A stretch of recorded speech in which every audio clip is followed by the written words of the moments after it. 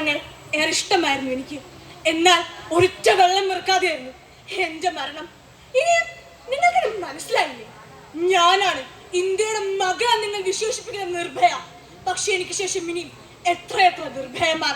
അല്ല വാസേട്ടാ, നിങ്ങൾ രാത്രി സെക്യൂരിറ്റി പണിക്ക് പോയി വെളുക്കുമ്പോ ടാപ്പിങ്ങിന് വന്ന് അതിനുശേഷം തെങ്ങും കയറി നിങ്ങൾ എപ്പോഴാണ് ഉറങ്ങണേ? നിങ്ങളെ എടിയിലും വീട് പോവേ. പൈസ ഏടിയാ കൊണ്ട് വെക്കണത്? മോൾക്ക് MBBS അഡ്മിഷൻ കിട്ടിയോണ്ട് രേഷ മക്കളുടെ കൂട്ടിയാ കൂടുവോ? ഓളുടെ കാര്യങ്ങൾക്കും മറ്റു ചെലവിനും പൈസ വേണ്ടേ? ഓളൊരു ഡോക്ടറായ നമുക്ക് റെസ്റ്റ് എടുക്കാലോ.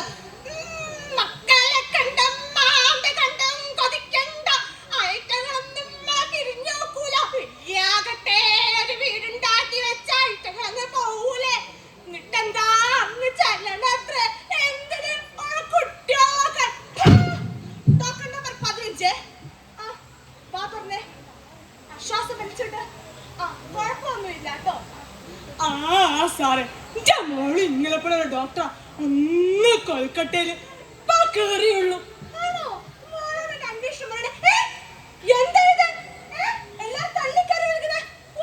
എന്താ സാറേ വിലം കിട്ടൊക്കെ? ക്ഷമിക്കണം മാഡം, മദ്യവെച്ച് വണ്ടി ഓടിച്ചിട്ട് പിടിച്ചതാ.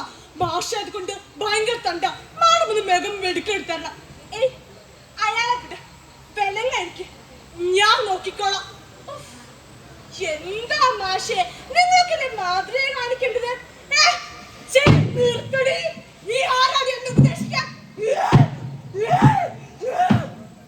ഞാനൊരു മാഷ എന്ന് വെച്ചാൽ ഉപദേശിക്കാൻ അധികാരമുള്ളവൻ. എന്നെ ആരും ഉപദേശിക്കണ്ട. നീ ആരും ഉപദേശിക്കില്ല. കേട്ടോടി ഡോക്ടറെ, ഞാൻ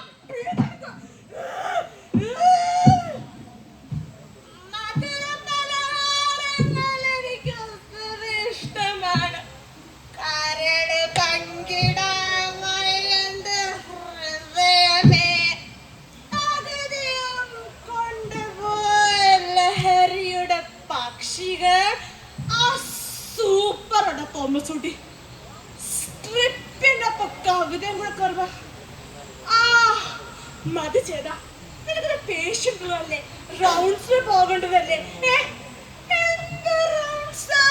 ഒരു സ്ട്രിപ്പ് ഒന്നും കേട്ടില്ലേ? ഒരു സുഖമില്ല.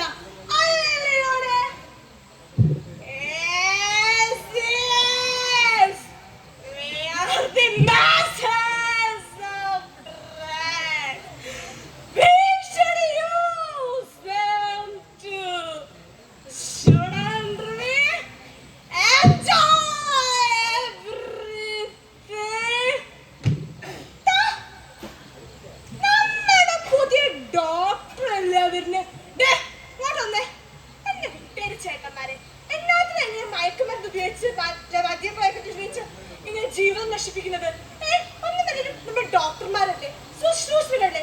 എന്തെങ്കിലും ഒരു കഴിപ്പിയ വന്ന പിന്നെ ജീവിച്ചിരുന്നിട്ട് കാര്യമുണ്ടോ? ജീവിച്ചിരുന്നിട്ട് കാര്യമുണ്ടോന്ന് വെച്ചാ ജീവിച്ചിരുന്നിട്ട് കാര്യമില്ലെങ്കിലേ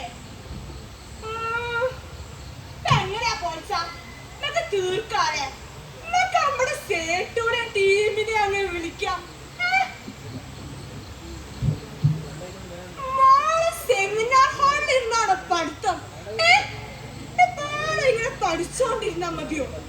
ജീവിതത്തിനൊരു സുഖമൊക്കെ വേണ്ടേ? ഞാൻ പറയില്ലേ,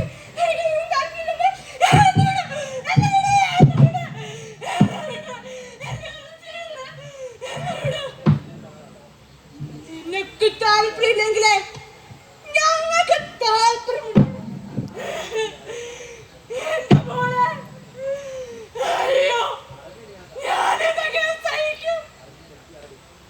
എന്റെ തെറ്റ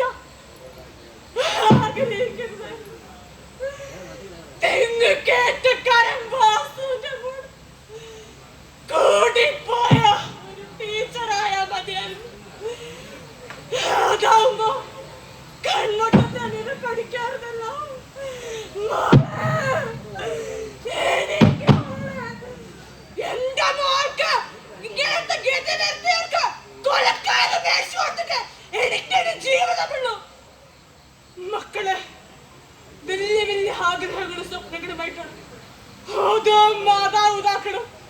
ഇല്ലാത്ത പൈസ ഉണ്ടാക്കി ഡോക്ടറും എഞ്ചിനീയറും ഒക്കെ ആക്കാൻ വിടുന്നത്. എന്നിട്ട്